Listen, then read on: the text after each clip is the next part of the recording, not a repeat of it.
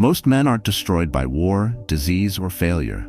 They decay by sentence, one foolish phrase at a time, not by bullets, by habits of speech.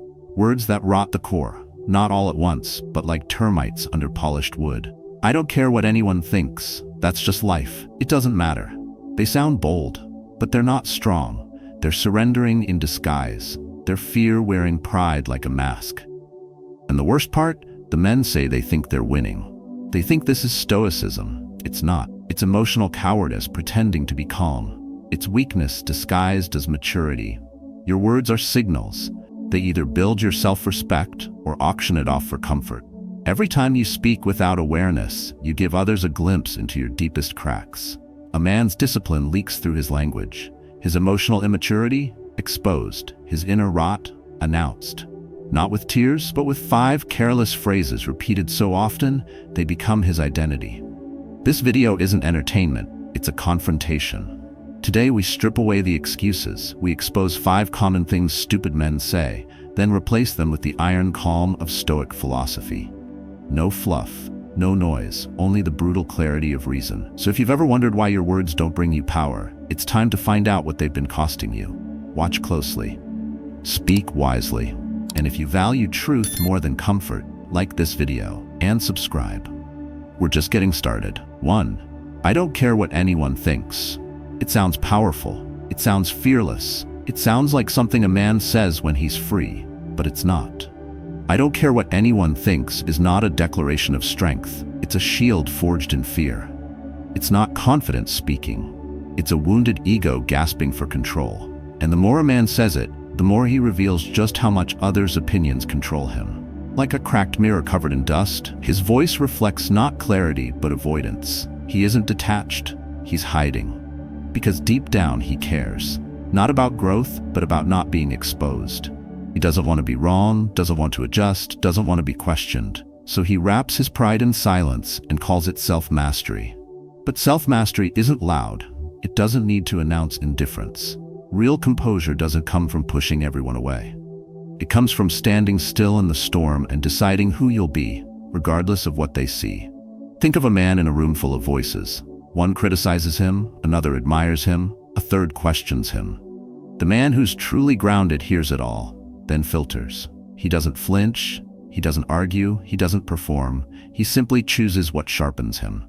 But the man who says, "I don't care," hears only a threat. He locks the door, bolts the windows, and calls that peace. It's not peace, it's fear dressed in nonchalance. Marcus Aurelius didn't silence the crowd by claiming detachment. He faced them and himself with brutal clarity. He wrote, "If someone can show me my mistake and correct me, I will consider him my friend." That's not indifference, that's wisdom. That's a strength, the kind of inner strength that doesn't flinch at correction because it's not built on ego, it's built on self-respect.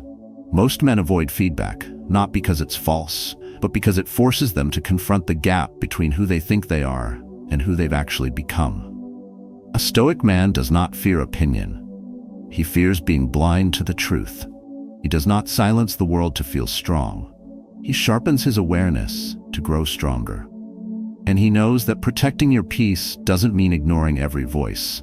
It means deciding which voices are worth hearing and which are echoes of your own insecurity. So if you've ever said, "I don't care what anyone thinks," stop and listen. Not to prove them wrong, but to see if they might be right. You don't need to follow every opinion, but you do need to examine your own reactions. Because the man who hides behind indifference never evolves. He becomes static, hollow. A man others stop reaching for, not because he's strong, but because he's unreachable.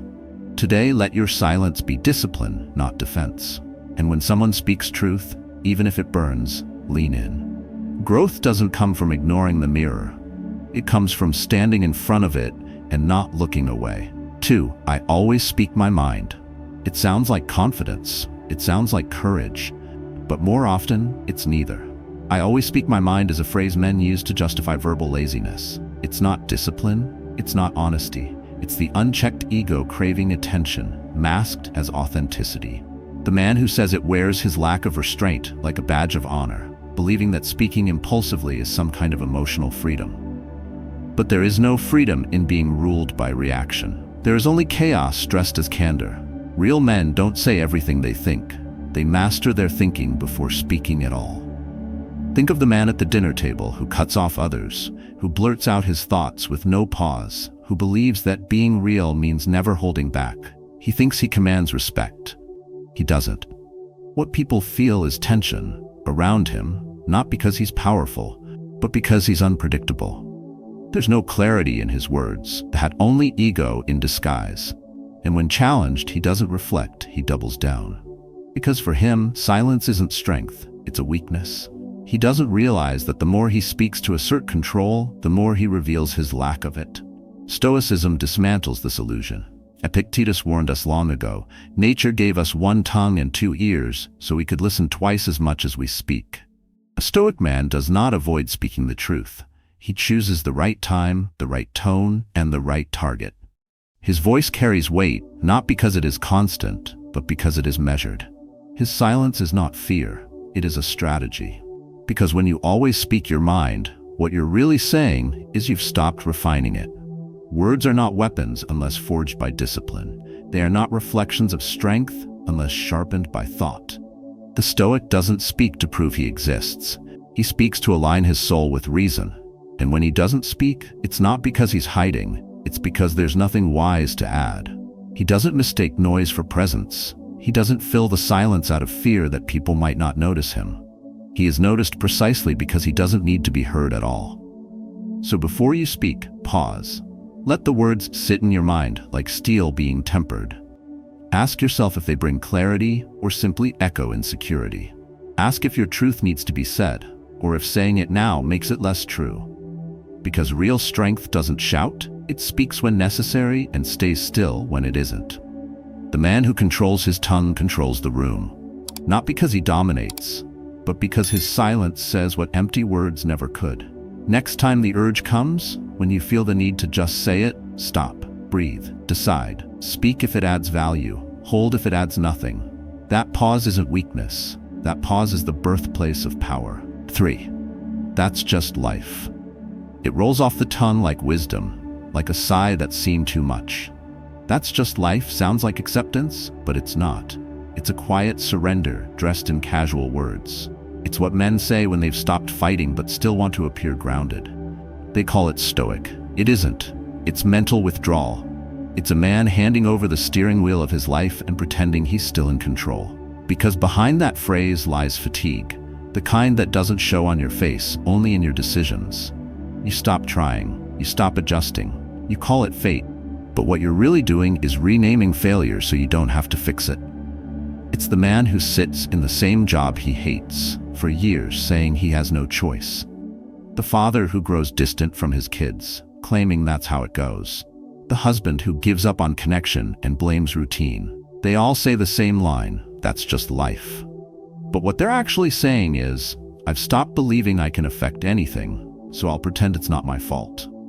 And when enough men say it, they create a culture of passive decay, one where peace is confused with numbness and stillness with stagnation. Stoicism has nothing to do with giving up. It is the art of action within limitation. Marcus Aurelius ruled an empire plagued by war and loss, yet wrote, "You have power over your mind, not outside events. Realize this and you will find strength." He didn't say to accept everything and wait. He said, respond with reason, act where you can, and hold your inner ground when the world shakes. Stoicism means building mental strength, not as a fantasy, but as a response to chaos. It's not a slogan, it's a posture, a way to meet life not with complaint, but with precision. The man who constantly mutters, "That's just life," is not at peace, he's emotionally exhausted. His mind no longer searches for strategy, his energy is trapped in repetition. He's convinced that calm is the same as quitting. But the Stoic doesn't confuse restraint with retreat. He sees what cannot be changed, and then moves with total discipline toward what still can. So the next time something fails, cracks, or goes against you, don't numb it with detachment. Don't reach for the false comfort of apathy. Ask yourself, instead, what part of this do I control? Then move there. Don't freeze in place. Don't wrap your mind in excuses that sound wise but feel hollow. Re-engage with life through reason. Not for drama, not for comfort, but for dignity. Even in decline, a man can still move forward if his spirit stays in motion. Today, when you're tempted to shrug and call it fate, pause, tighten your focus. Say instead, this is hard, but I still decide how I respond. That shift, subtle, internal, silent, is the dividing line between a man who's already lost and one who's still sharpening. 4. That's not my problem. It sounds like maturity.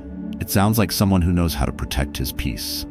But that's not my problem is rarely spoken from strength. It's a quiet whisper of retreat, a man pulling away from duty while pretending he's just being wise. He tells himself he's drawing a line, but what he's really doing is erasing his presence from the lives that needed him. This phrase doesn't reveal a man with boundaries. It reveals a man who's chosen comfort over contribution. And slowly, without anyone noticing, his influence fades. Not because he was weak, but because he refused to step into the places that required more than obligation. He becomes the father who never shows up emotionally because he provides, the colleague who never lifts a finger unless it's in his job description, the friend who watches someone struggle and convinces himself, it's not my role to interfere. He does just enough to avoid blame and stops just short of responsibility. And in doing so, he lives a life that looks organized on the outside but feels hollow within. Because fulfillment doesn't come from what you avoid, it comes from what you willingly carry, especially when no one asks you to. Stoicism doesn't preach limitless service, but it demands presence where integrity calls. Marcus Aurelius, in the middle of war, sickness, and political betrayal, asked himself daily, what is your vocation? To be a good man. Not a man who hides behind titles, roles, or excuses, but one who shows up, especially where others step back. A Stoic man doesn't outsource his responsibility to circumstances. He doesn't wait for recognition before acting. He steps forward not to be seen, but because something inside tells him this moment is his to claim.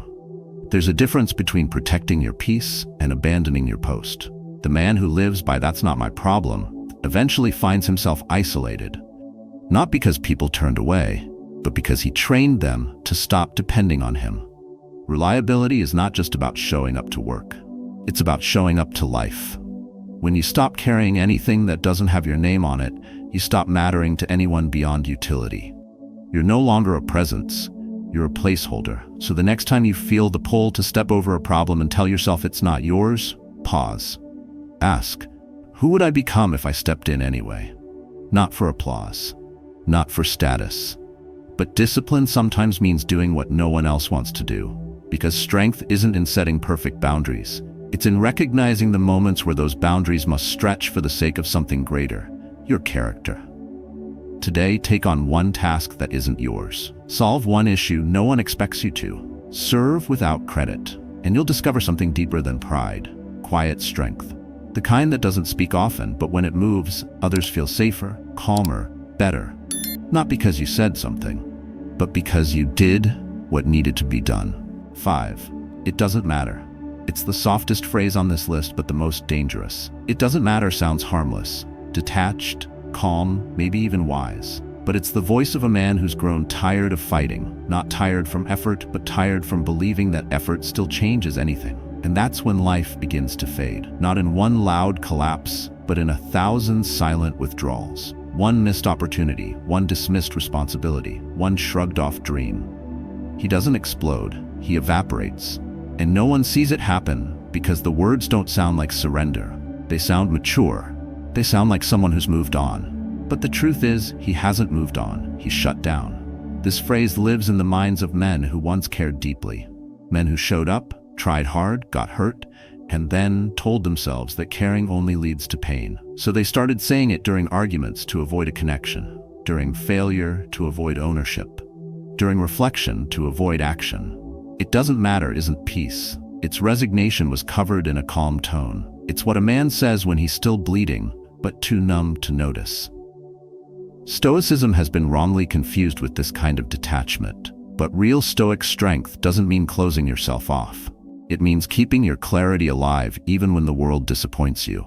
Marcus Aurelius never said, "Let it go because nothing matters." He wrote, "Waste no more time arguing what a good man should be.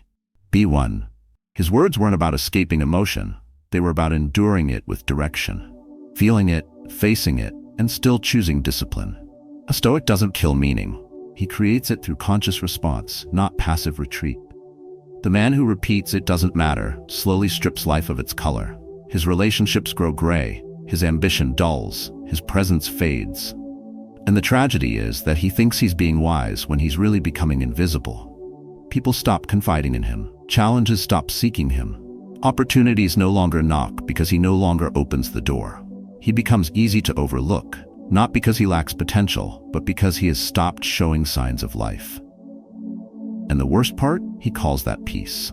True peace isn't silence born from defeat. It's the kind of stillness forged from mastery, when you can feel fully and still choose your next move.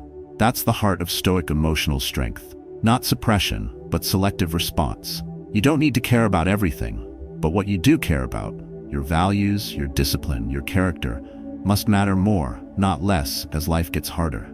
So when that voice creeps in, the one whispering "it doesn't matter," don't echo it. Don't repeat it until it becomes your worldview. Interrupt it, replace it, say instead, "it matters because I'm the one deciding what matters." That shift doesn't need to be dramatic, it needs to be intentional. Today, choose one thing, small, silent, unseen, and do it with total presence. Not because someone's watching, not because it's urgent, but because it matters. And when you live like that, you start to matter again too. The words we speak shape the man we become.